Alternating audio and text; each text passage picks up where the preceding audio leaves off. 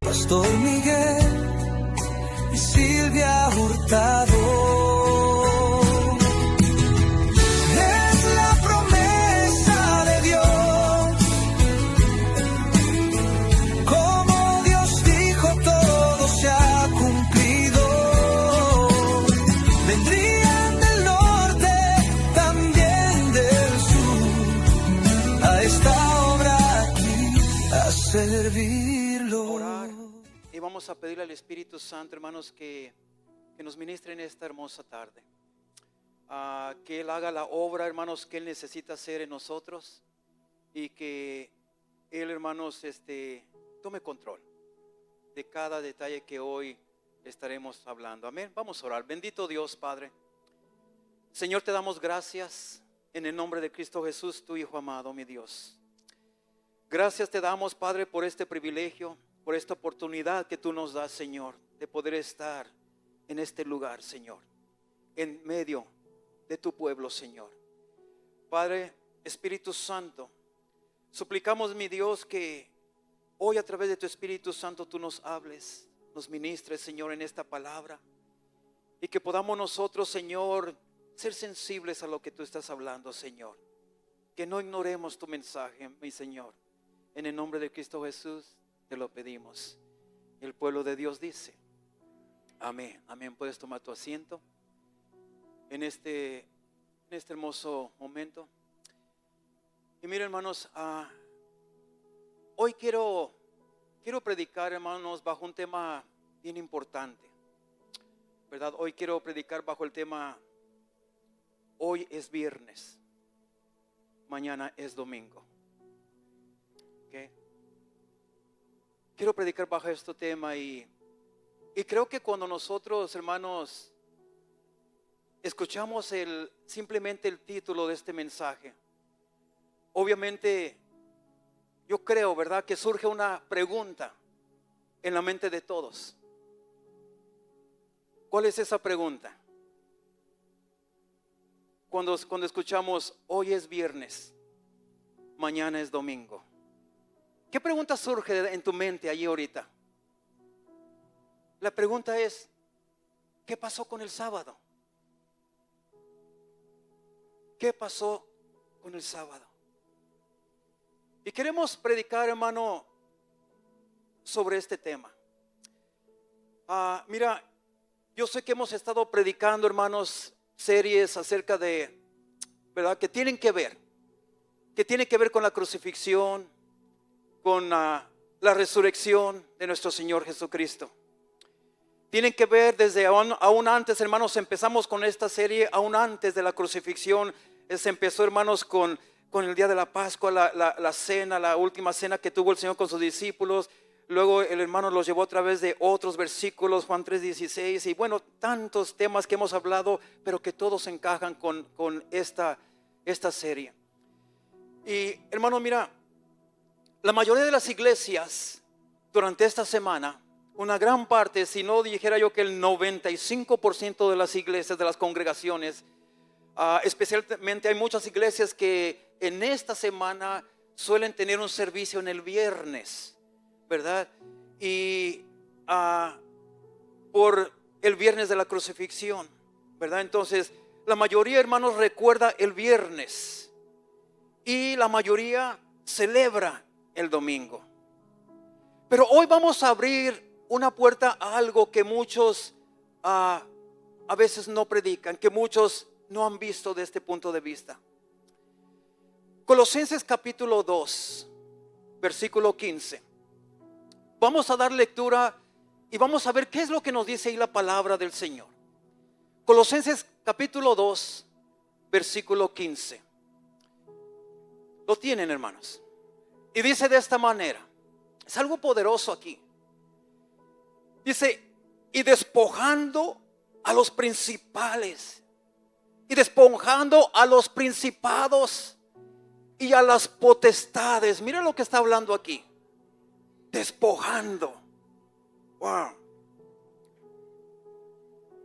Y despojando a los principados y a las potestades, los exhibió públicamente, Fíjate lo que dice. Triunfando sobre ellos. ¿Dónde? En la cruz.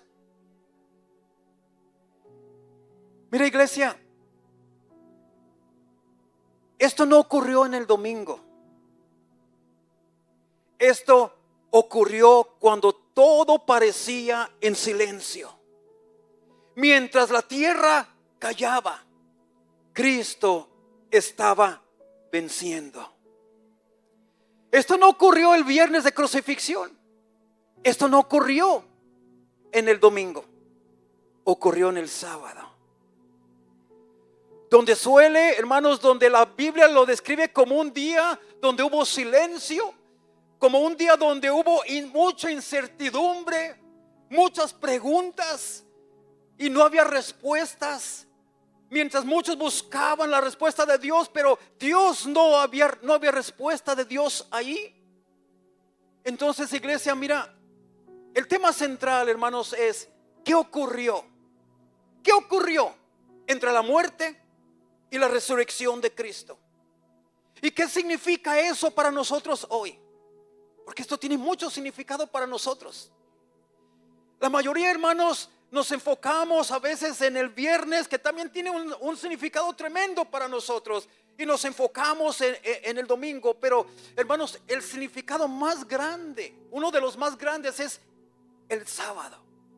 ¿Qué pasó ahí? Entre el grito de consumado es, Jesucristo, hermanos, las últimas palabras, la última palabra que él dio en la cruz es consumado es. Entonces, entre el grito de consumado es y el anuncio de ha resucitado, existe un espacio que casi nadie menciona. Un día sin predicación, un día sin milagros visibles, un día sin respuestas. Ese día es el día sábado. El cielo parece, hermanos, parece que está en silencio. Pero realmente, ¿Dios dejó de obrar ese día? Nos preguntaríamos, ¿realmente Dios estaría quieto ese día? ¿Dios estaría descansando ese día? ¿Qué pasó ese día, el sábado? Bueno, todos sabemos que el cuerpo de Jesús está en la tumba. Pero surge una de las preguntas más profundas que podamos hacernos a nosotros mismos.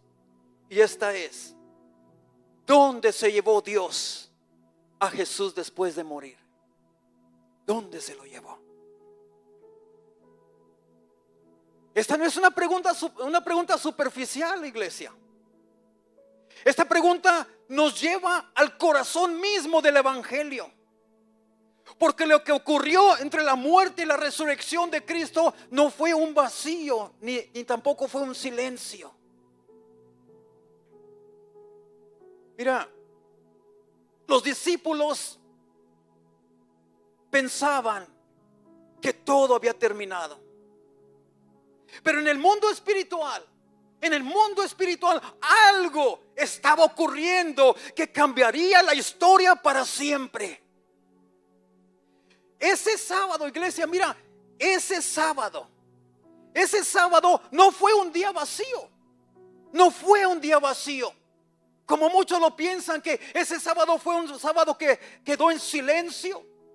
Muchos piensan que ese sábado fue un sábado vacío donde nada pasó, donde era silencio. Pero yo quiero decirte, hermanos, que los discípulos pensaban que todo había terminado ese día. Pero qué equivocados estaban.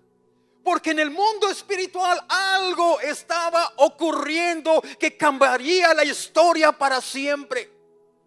Ese sábado no fue un día vacío, fue un día de confrontación, fue un día de proclamación y fue un día de victoria invisible en la tierra.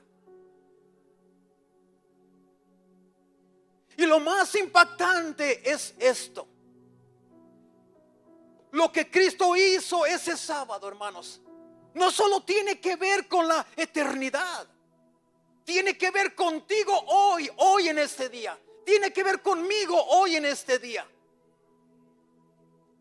¿Qué pasó el sábado? ¿Qué pasó ese sábado? Ese sábado que aquí en la tierra todo el mundo creía que era un sábado de incertidumbre, un sábado de muchas dudas, un sábado en muchas mentes era un sábado de derrota, porque ellos creían aquí se acabó todo. El Mesías, nuestro maestro murió, no hay predicaciones, no hay respuestas, no hay nada. Para muchos fue un día de derrota. Pero lo que Cristo hizo ese sábado no solo tiene que ver con la eternidad, hermano, sino contigo y conmigo hoy. ¿Qué pasó? Esa es la pregunta. ¿Qué pasó ese día? Bueno, el primer punto que yo quiero tocar es que su cuerpo está en la tumba, pero su espíritu está en acción. En acción. Lucas capítulo 23, versículo 46. Las palabras de Jesucristo fueron estas, allí en la cruz. Padre, fíjate lo que dice. Padre, en tus manos encomiendo mi espíritu. En tus manos. Y todos sabemos que lo que ponemos en las manos de Dios no es en vano.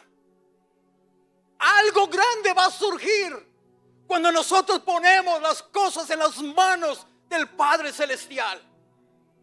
Esas palabras, en tus manos encomiendo mi espíritu, es una proclamación de que aquí viene lo bueno, Señor. Aquí viene lo bueno. Esta es una aclaración de que Jesús no dejó de existir en la muerte. Su cuerpo fue sepultado, sí, pero su espíritu fue entregado en las manos del Padre. Esto significa que Jesús no fue detenido por la muerte. Jesús pasó a través de la muerte. La muerte no lo detuvo, iglesia. Dios a través de Jesús estaba ejecutando la siguiente fase del plan redentor.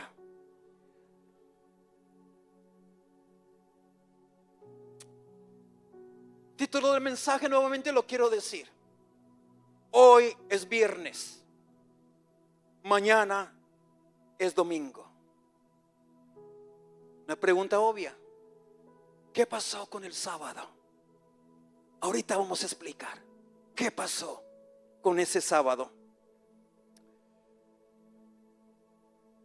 Punto número 2, hermanos, podemos ver aquí que Dios a través de Jesús estaba ya ejecutando la siguiente fase del plan redentor. Entonces, ¿qué fue lo que pasó? ¿Qué fue lo que se hizo? ¿Cuál era ese plan? Cristo descendió. ¿A dónde y para qué? Sabemos que la palabra nos dice que Cristo descendió a las profundidades de la tierra. Pero también tenemos que saber dónde es ese lugar. ¿Para qué descendió allí? ¿A dónde descendió y para qué? Efesios capítulo 4, versículo 9 nos dice esto. Mira todo lo que estaba pasando. Mientras el mundo en la tierra estaba, hermanos, en incertidumbre, estaba llorando, estaba triste, estaba lamentado, estaba, hermanos, en tantas cosas. Mira, Efesios 4:9 dice: y eso de que subió, ¿qué es? Sino que también había descendido primero a las partes más bajas de la tierra. En otras palabras, aquí está diciendo que Jesucristo terminó la obra que tenía que terminar allá abajo en las profundidades. Porque dice, y eso es de que ascendió. O sea, en otras palabras está diciendo, bueno, antes de ascender de las profundidades, Jesucristo tuvo que descender. Entonces Jesucristo descendió con un propósito y ascendió con el propósito cumplido. Vamos a ver, hermanos, qué dice eso. Jesús no solo pasó a través de la muerte, sino que descendió al lugar de los muertos. Porque no, hermano, pero no descendió como un derrotado. No, Él descendió, hermanos, como descendió Él como un rey conquistador, para ejecutar la siguiente fase del plan redentor. ¿dónde fue Jesús después de morir? Aunque su cuerpo físico permaneció en la tumba, pero su espíritu no quedó en silencio. En el libro de Hechos capítulo 2 versículo 27, hermanos, la escritura nos dice que Jesús descendió al Hades. Al Hades, también conocido como el Seol. Esas dos palabras, hermano, es lo mismo, es el mismo lugar. Y es de suma importancia que entendamos el significado del Seol y del Hades. Y quiénes también, y es bien importante que también sepamos quiénes se encuentran en ese lugar. Porque mira, porque muchas veces se comete el error de interpretar este lugar como el infierno. Y ese es un grave error, decir que Cristo descendió al mismo infierno. Muchas veces, hermanos, yo lo he escuchado que dicen que el Hades significa el infierno. Y mira, quizás por falta de conocimiento algo, pero creo que en algún momento de nuestras vidas, muchos, la mayoría de nosotros también decíamos eso, que el Hades es el infierno. Pero mira, hoy vamos a aprender algo. Entonces, es de suma importancia que entendamos el significado del Seol y del Hades y quiénes se encuentran en este lugar. Entonces, mira, vamos, hermanos, veamos esto. ¿Qué es el Seol? ¿Qué es el Hades? Hay tres partes bien importantes aquí: el Seol, el Hades y el infierno. ¿Okay? Primeramente, hermanos, podemos ver muchas veces la palabra Seol que se usa en el Antiguo Testamento, ¿verdad? Seol es una palabra hebrea, en hebreo, y la vemos en el Antiguo Testamento como lo podemos ver en muchos lugares de la palabra de Dios. En muchas veces lo vemos en Génesis, muchas veces allí. También en el libro de Salmos menciona muchas veces la palabra Seol, que es una palabra hebrea, refiriéndose, hermanos, al lugar donde moran los muertos. En el Nuevo Testamento, bajo el idioma griego, hermanos, encontramos la palabra Hades. Hades, en griego. En el Nuevo Testamento, hermanos, esto lo podemos ver en los evangelios, lo podemos ver, hermanos, en el libro de Lucas. Ambos significan el lugar de los muertos o la morada de los muertos. ¿Cuáles muertos? Los muertos en general, justos e injustos, los creyentes en Cristo y los incrédulos, todos van a ese lugar. Pero no están, ahí están juntos, sí, ¿verdad? Pero hermanos, pero no están mezclados. No están mezclados. Hay una porción en un lugar donde Jesucristo tiene reservado a los justos. Los justos son aquellos que siguieron a Cristo. Pero hay otro lado en ese mismo lugar, pero separados. Otro grupo, hermanos, que son los injustos, que son aquellos que rechazaron, que no quisieron caminar bajo la dirección del Señor. Ahora, la Biblia describe el lugar de los muertos, los describe como el Seol o el Hades, como una realidad espiritual, hermanos, con dos dimensiones. Vamos a decir, hermanos, un ejemplo solamente, y no me malinterpretes este ejemplo. Vamos a decir que un ejemplo, vamos a decir que este es el Hades. El Hades. Yo no voy a decir cuáles son los justos o cuáles son los injustos, porque me meto en problemas. Pero en un lado están los injustos y en el otro lado están los justos. En un lado están los creyentes, los que sirvieron a Dios, los que, hermanos, obedecieron a Dios. Y en el otro lado están los que jugaron la parte todo el tiempo. ¿Y qué es lo que vieron en medio ustedes? Una división, un gran abismo, una separación. Pero es un mismo lugar. Esto lo quiero dar como ejemplo. Eso es el Hades. Eso es el Seol. Seol se usa mucho más en el Antiguo Testamento y el Hades se usa en el Nuevo Testamento. Una palabra es en griego, la otra es en hebreo. Sí, entendemos, ¿verdad, hermanos? Ahora, donde están los justos, hermanos, donde están los que estuvieron en Cristo, hermanos, es el lugar del consuelo. También se le conoce como el seno de Abraham, y también conocido más adelante como el paraíso.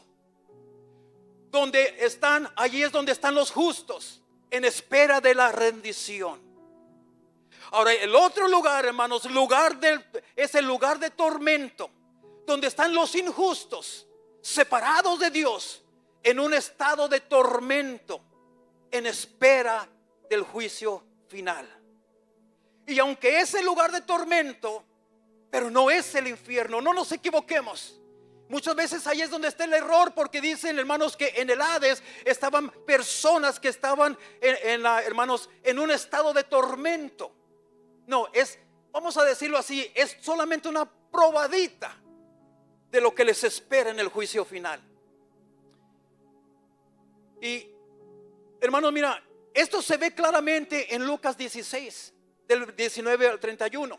Y no lo vamos a leer porque está largo, hermanos, pero ya lo sabemos esto, hermanos, ¿verdad? Donde el rico está en tormento y Lázaro está en descanso.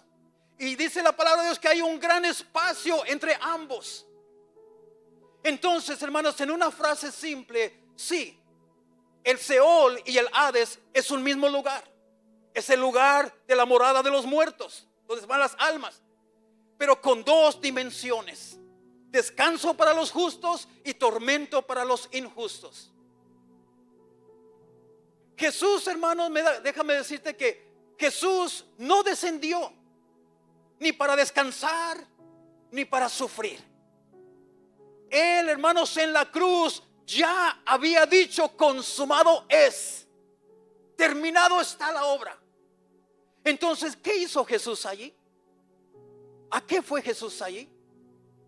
Y mira, algo que tengo que decirte es de que Jesús fue allí para reunirse con los justos, no con los injustos. Vamos a decir, Jesús viene, desciende, pero se une no voy a decir cuáles son los justos, mejor me quedo en medio. Se une a los justos. Pero no se van a enojar si digo que aquí están los injustos, ¿verdad? Por ejemplo. Pero si yo me paro aquí con los justos, ¿ustedes creen que los injustos están escuchando lo que yo estoy hablando a ustedes? Sí. Entonces, ahorita vamos a entender lo que sigue. Mira, entonces, ¿qué hizo Jesús ahí? Él fue a proclamar su victoria. Primera carta de Pedro, hermanos, 3:19. Este es un texto bien importante. Primera de Pedro 3:19. Dice, en el cual también, fíjate, en el cual también fue y predicó a los espíritus encarcelados. Fíjate, en el cual también fue y predicó a los espíritus encarcelados. Y si nos vamos a la primera parte del versículo 20, yo sé que no se la di yo al hermano, ¿verdad? Pero mira, la primera parte del versículo 20 dice, los que en otro tiempo desobedecieron. Y aquí está hablando acerca de la primera generación, hermanos, que desobedeció en los tiempos de Noé. Cuando no quisieron obedecer, cuando se burlaban del mensaje que Noé tenía para ellos. Está hablando de esa época, a los que desobedecieron. Ahora, ¿por qué dice que en el cual también fue y predicó a los espíritus encarcelados? Mira, aquí la palabra predicó no quiere decir que fue a llevarles un mensaje de arrepentimiento. No quiere decir que fue y les predicó para que se salvaran, para que se arrepintieran. No fue un mensaje de evangelismo. No fue una predicación para que llegaran al arrepentimiento y pudieran tener salvación. No, hermanos, la palabra predicó aquí no es evangelizar para salvación. Aquí la palabra predicar es proclamar como un heraldo. Es una declaración, no una invitación. ¿Qué es lo que fue, hermanos, a declarar? ¿Qué es lo que Jesucristo fue a declarar allí? La obra fue declarar, hermanos, que la obra fue terminada. Fue declarar que el precio fue pagado, que la victoria es mía. Fue declarar, hermanos, que la victoria es mía. Y hermanos, y los justos ya sabían eso, porque ellos se recordaban de las promesas. Pero Él los dijo no para que los justos escucharan, sino para que los injustos lo escucharan, ¿verdad? Diciendo, ni la muerte pudo detenerme. Hoy vengo aquí a presentarme para decirles que yo vencí a la muerte, que yo tengo la victoria, que el precio ha sido pagado. Dice la palabra de Dios que despojó a los poderes espirituales. Voy a leer nuevamente Colosenses 2:15. Dice, y despojando a los principados y a los potestades, los exhibió públicamente, triunfando sobre ellos en la cruz. Son mensajes poderosos, hermano. En otras palabras, le quitó toda autoridad al enemigo. Lo exhibió como un derrotado. Afirmó, en otras palabras, Jesucristo afirmó su autoridad sobre el reino. Afirmó su autoridad sobre el cielo. Afirmó su autoridad sobre la tierra. Y afirmó su autoridad sobre todo lo que está debajo de la tierra. En otras palabras, afirmó su victoria sobre todo el universo, amada iglesia.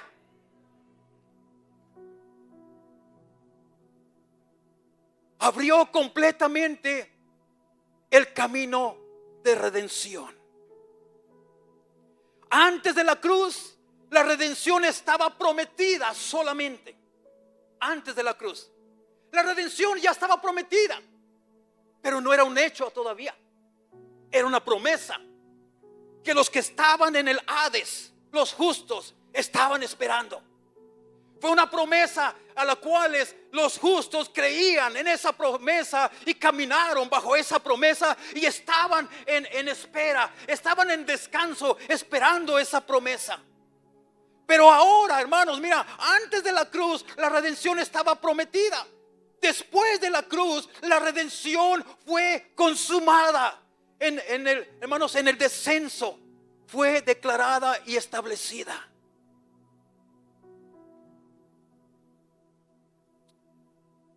Ahora, ¿cómo se conecta esto con el sábado? Ese día de silencio, hermanos, de muchas maneras. Mientras la tierra, mientras los habitantes de la tierra pensaban que todo había terminado, en el mundo espiritual se estaba haciendo el anuncio más grande de la historia. No era una batalla en progreso, no. Era una victoria siendo proclamada. ¿Qué significa esto para nosotros? ¿Qué significa esto para ti? Hoy en día, ¿qué significa esto para ti? ¿Qué significa esto para mí hoy en día?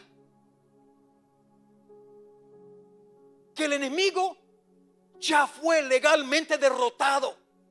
Oficialmente, legalmente ya fue derrotado. Que tu victoria, iglesia, que tu victoria y la mía no comienza cuando ves resultados. Comienza cuando Cristo declaró: consumado es. Allí comenzó tu victoria, no por los resultados que tú veas.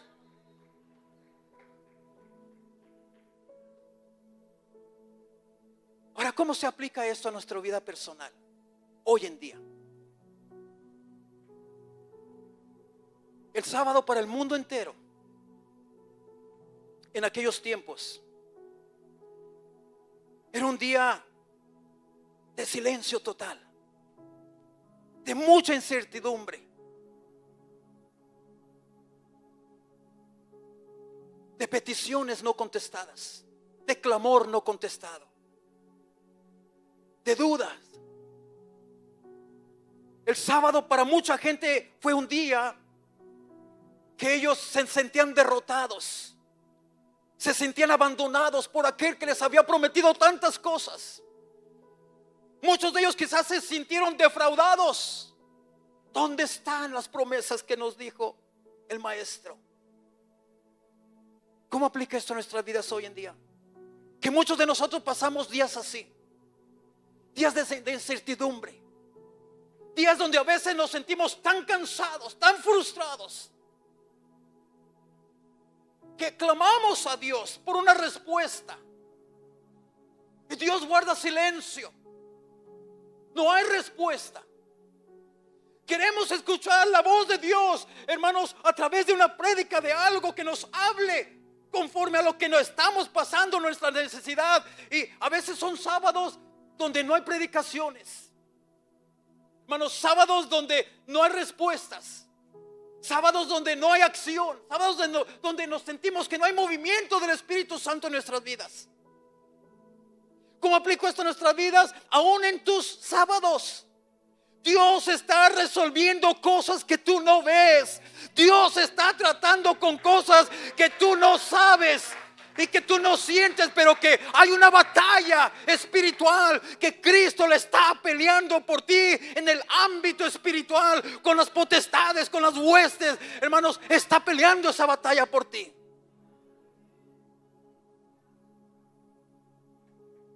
Así que cuando atravieses por el sábado, no lo veas como un día vacío.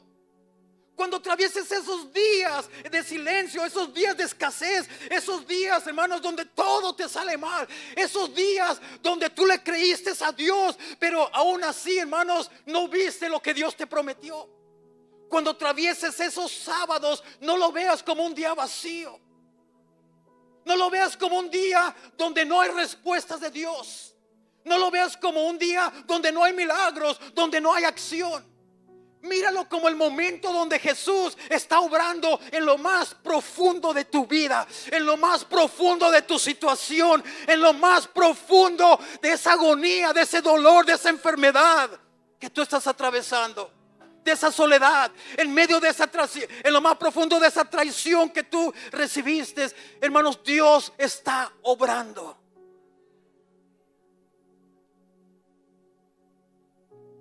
Escucha esto, iglesia. El cuerpo estaba en la tumba.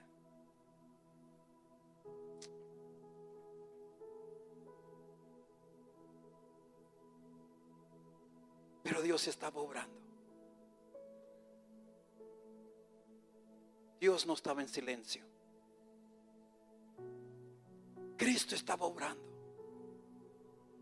¿Cómo es que estaba obrando? Asegurando una victoria que cambiaría tu vida, que cambiaría tu historia y cambiaría mi historia para siempre.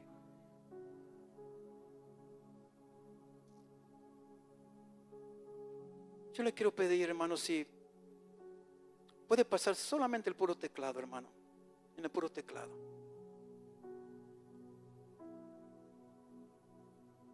Mira, ¿por qué no nos ponemos de pie, iglesia? Vamos a ponernos de pie.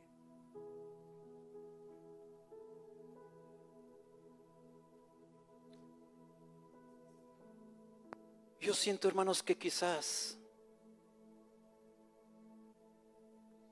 hoy muchos aquí están viviendo un sábado en su vida personal. Un sábado de espera, donde tú por mucho tiempo has estado esperando la respuesta de Dios, donde por mucho tiempo tú has estado esperando un milagro que tú sabes que se te fue prometido, pero que todavía no lo ves.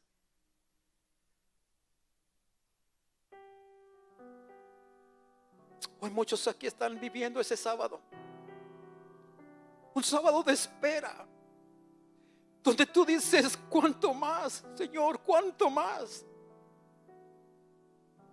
Quizás estás pasando un sábado de dolor por algo que pasó en tu vida, por un daño que te causaron, pero un sábado de dolor. Quizás hay personas aquí que están pasando un sábado donde oraste, donde clamaste a Dios, donde te humillaste delante de Dios, y aún así no viste respuesta de parte de Él. Era un sábado en silencio, un sábado de espera, un sábado de agonía, incertidumbre, así como los discípulos estaban atravesando ese sábado. Un sábado donde tú creíste con todo tu corazón a la palabra de Dios, pero no viste lo prometido por Dios. El altar está abierto, iglesia. Si tú quieres venir, ven. Este es el momento. Este es el momento. No te detengas. Necesitamos nosotros trabajar en la sensibilidad espiritual, desde cuando Dios está hablando a tu vida, de cuando Dios está tratando en tu situación. Quizás hay personas donde, hermanos, han esperado y han creído, pero no vistes, hermanos, lo prometido por Dios. Y lo más difícil es que quizás has pensado: Dios, ¿dónde estás? ¿Dónde estás, Señor?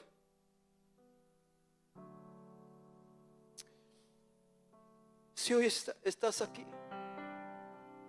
si hoy tú estás en un sábado, este llamado es para ti. Este llamado es para ti.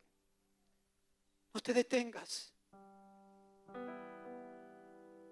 Si necesitas volver a confiar, quizás esperaste tanto que perdiste la confianza. Si ese eres tú, hermano, si tú necesitas volver a confiar, este llamado es para ti. Si necesitas fuerzas para seguir adelante, este llamado es para ti, iglesia. Si necesitas recordar que Dios no te ha abandonado, este llamado es para ti.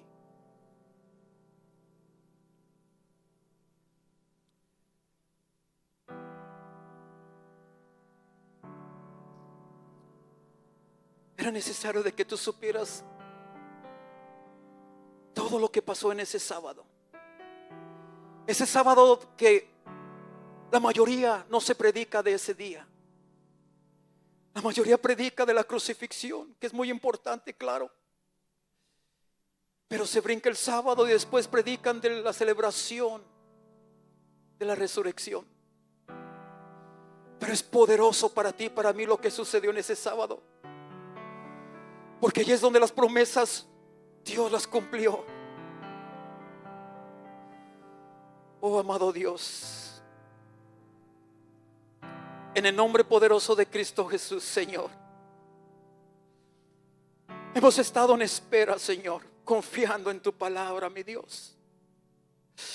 Aunque no veamos, Señor, aunque no veamos lo prometido aún en este momento, Padre, pero nosotros seguimos, Señor, esperando tus promesas, Señor, porque sabemos, mi Dios, sabemos que ese domingo viene. Sabemos que ese domingo viene donde tú te presentarás delante de nosotros, Señor. Y así como tú fuiste a lo más profundo, Señor, del Hades, del Seol, Señor, y llevaste contigo a aquellos que creyeron en ti, subiste, ascendiste, Señor, y ahora ese lugar tú lo llevaste a un lugar llamado el paraíso, Señor. Sabemos que vas a hacer lo mismo con nosotros, Señor, que vendrás, que nos llevarás contigo, Señor. Y tú, Señor, llevarás toda nuestra angustia, Padre, en el nombre poderoso de Cristo Jesús. A ti sea toda honra, a ti sea toda gloria, Padre, por lo que tú has hecho, Señor. Jesucristo, amado Señor y Salvador, te damos gracias, Padre. Señor, te damos gracias por Jesucristo, tu Hijo amado, Señor Jesús, por tu sacrificio en esa cruz. Te damos gracias, te damos honra y te damos gloria a ti, Padre amado. Gracias, Señor Jesús.